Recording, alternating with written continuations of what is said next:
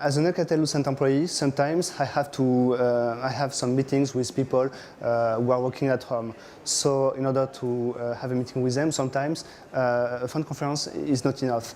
And it may be better for them to be physically present. So we have Patrice here who works at home, and he will connect at distance at his physical avatar.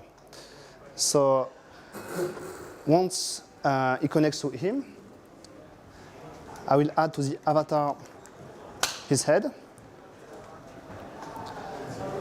And now we can see my colleague who is at home, and he also can see us and can follow me to the meeting room, so we can have a meeting. And now, once he is at the meeting table, he can of course look everywhere, so he can contribute to the meeting. To the meeting. The purpose is not to sell robots, but it's a prototyping platform made by us, Bell Lab researchers, for us, Bell Lab researchers, in order to test new services and to explore new concepts.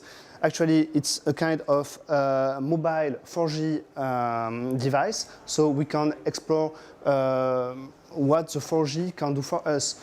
Several video streams, so better quality, and new concept.